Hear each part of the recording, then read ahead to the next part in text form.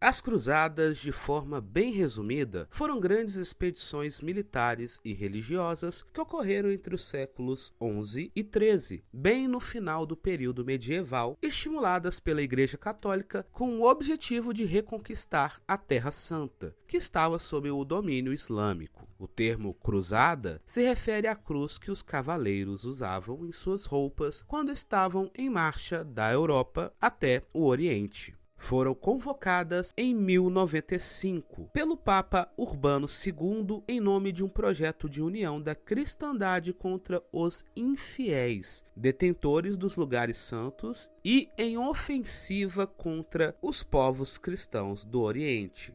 Digamos assim, a cristandade desse período ela é dividida entre cristandade ocidental e oriental, ou seja, a cristandade de língua latina e a cristandade de língua grega. Mas, ao contrário do que normalmente se pensa, as ligações entre esses dois lados, digamos, da cristandade, elas existem, elas são importantes, tanto do ponto de vista das trocas de fé, né, a participação dos bispos ocidentais nos concílios ecumênicos é permanente, praticamente, quanto também em questões familiares, porque há muitos casamentos entre a aristocracia europeia e a aristocracia bizantina. Então, esse dado é importante. Os que dela participavam receberiam da Igreja de Roma uma indulgência específica, ou seja, o perdão de seus pecados caso partissem para a Terra Santa. Ao propor a cruzada, Urbano II pretendia também reaproximar os ramos latino e grego do cristianismo, que haviam se dividido em 1054, em meio a excomunhões recíprocas entre o patriarca de Constantinopla e o Papa Leão IX. Essa meta não foi alcançada. A Igreja Católica e a Igreja Ortodoxa permaneceram desunidas e hostis entre si. A razão primeira, digamos assim, imediata,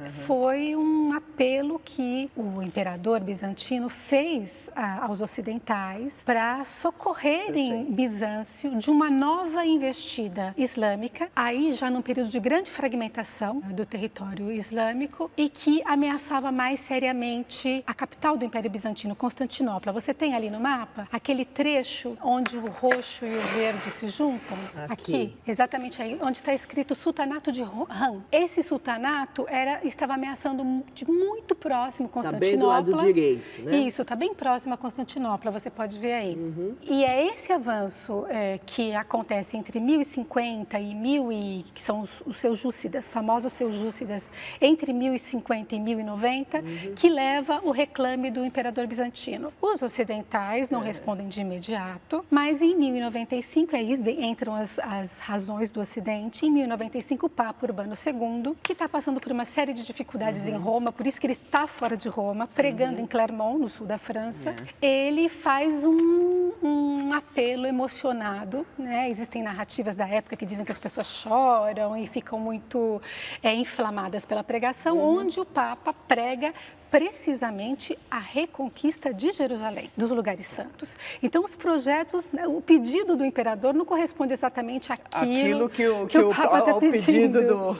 Mas isso dá origem, então, a uma organização dessa Guerra Santa Ocidental, que tem características muito próprias, que é um Papa chamando para a guerra, isso é muito original para o período, uma guerra que traz benefícios espirituais, porque o Papa vai prometer a quem se engajasse na guerra o perdão dos pecados. Então, se você morrer na guerra, você está absolvido e vai para o céu. No terreno militar, porém, os cruzados foram bem-sucedidos num primeiro momento. Apesar de inferiorizados numericamente, os participantes da primeira cruzada conseguiram paralisar a pressão muçulmana sobre os territórios bizantinos e conquistar Jerusalém e outros trechos da Síria e da Palestina, nos quais estabeleceram estados feudais, os chamados reinos francos ou latinos. Mas o êxito dos europeus teve curta duração. Sob a liderança do sultão Saladino, os muçulmanos derrotaram os cruzados em 1187 e reconquistaram Jerusalém. Os reinos latinos ficaram reduzidos a alguns trechos litorâneos da Palestina e da Síria.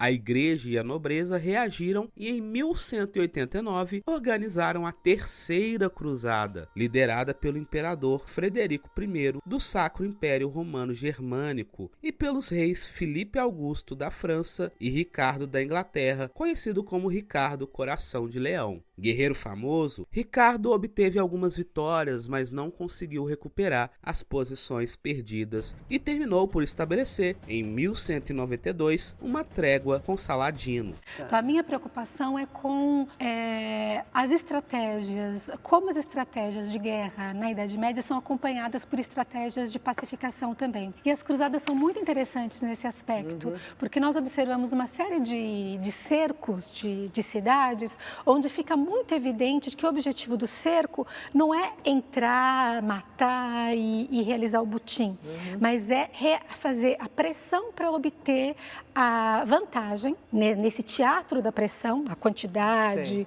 ou o circo do cerco, digamos assim, que se faz assustando a população encarcerada pelas muralhas das cidades, para que se chegue a um acordo. E é claro, esse acordo resulte em vantagens de ordem material. Né? Então, é isso que você disse que é o assunto da paz e da violência. Isso. Por exemplo, a Terceira Cruzada que eu citei há pouco, da qual o Ricardo I é, digamos assim, uma estrela, é uma cruzada que mostra muito quanto as habilidades diplomáticas, elas foram importantes. Então, tanto de um lado Ricardo I, quanto do outro lado Saladino, que é uma das grandes figuras da memória que nós temos das cruzadas do lado do Islã, são mais do que grandes guerreiros. Me parece que ao longo de toda a Terceira Cruzada eles atuam sobretudo como diplomatas. Eles realizam uma série de encontros e de conversações que não avançam no sentido de uma resolução do conflito, porque há muitas outras variáveis envolvidas, inclusive essa resistência dos comandados a alvos que não sejam exatamente a conquista de Jerusalém. As expedições subsequentes também fracassaram na reconquista de Jerusalém. Algumas nem tentaram. Os participantes da Quarta Cruzada consideraram mais lucrativo saquear Constantinopla em 1204 do que enfrentar os muçulmanos na Terra Santa. No total foram realizadas 8 cruzadas, além de expedições menores. Elas não conseguiram impedir, em 1291, o fim dos últimos enclaves da cristandade ocidental no Oriente. Assim, as cruzadas acabaram resultando em um certo enfraquecimento da Igreja Católica, uma vez que o fracasso das cruzadas afetou muito a autoridade moral do clero. Seu poder de intermediação com a divindade começou a ser colocado em xeque. Outros que saíram prejudicados dessa brincadeira foi a nobreza que, tocada pelo movimento cruzadístico, por quase 2 séculos levou dezenas de milhares de seus membros para o Oriente Médio ou para a Península Ibérica. Excetuando a glória que isso proporcionava, a maioria de seus participantes nada ganhou com as cruzadas. Um exemplo famoso temos em Dante, que em princípios do século XIV ainda celebrava o fato de seu trisavô, cerca de 160 anos antes, ter sido um cruzado, o que não evitava a frágil situação da família Alighieri, cada vez mais enfraquecida política e economicamente na época do poeta. Muitas famílias nobres dilapidaram seu patrimônio para participar das cruzadas, na esperança de, por meio delas, obter senhorios maiores do que os que possuíam. Muitas outras linhagens simplesmente desapareceram em virtude da morte de seus representantes masculinos. A decadência aristocrática teve como contrapartida a emergência de novos grupos sociais. As cruzadas exerceram forte influência na evolução da civilização europeia. Os mercadores enriqueceram, pois, aproveitando-se das viagens, criaram novas oportunidades de comércio. Com isso, houve o fortalecimento do poder real, uma vez que os negociantes apoiavam a coroa. Por outro lado, a crescente necessidade de transportar os peregrinos propiciou novos investimentos na construção naval e na indústria de bens de consumo. Não se pode, entretanto, exagerar a importância dessas expedições. O historiador Hilário Franco Júnior observa que uma das consequências das cruzadas foi o contato entre os europeus e as civilizações bizantina e muçulmana. Obras de ciência e filosofia greco-romana, desaparecidas na Europa Ocidental, voltaram a se tornar conhecidas a partir de sua tradução para o árabe. E a influência cultural islâmica se estendeu a muitos outros campos, das táticas de combate à culinária, com a introdução das especiarias e outros temperos orientais. Não!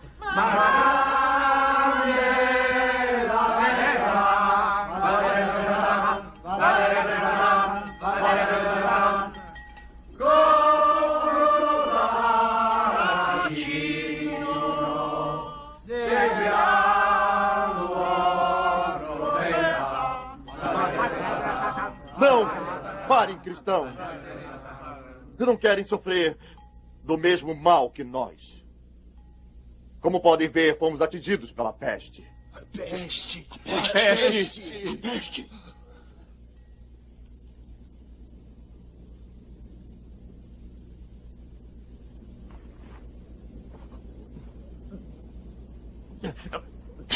Homens afortunados!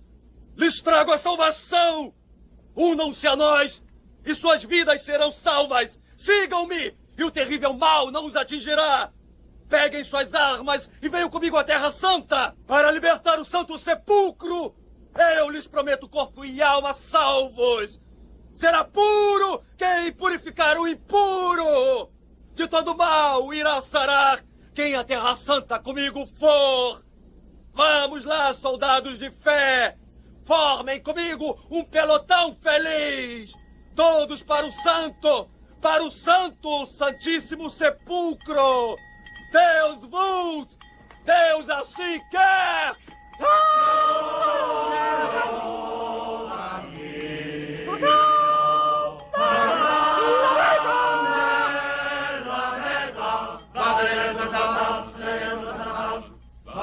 De todo mal irá se curar quem for comigo à Terra Santa. Eu vou! Cautela, hein? Antes de segui-lo, vamos pedir uma garantia por escrito de cura para todos nós. O que me diz, filho de Judas? E Eurocastro? Jamais chegaremos lá. O que preferem, irmãos? A morte certa pela peste ou o que nos promete o monge? Ou seja, a vida salva. Na Terra Santa. Prossigamos. Vamos, irmãos! Coragem, vamos! Para as Terras Santas! Venha você também, Aquilante!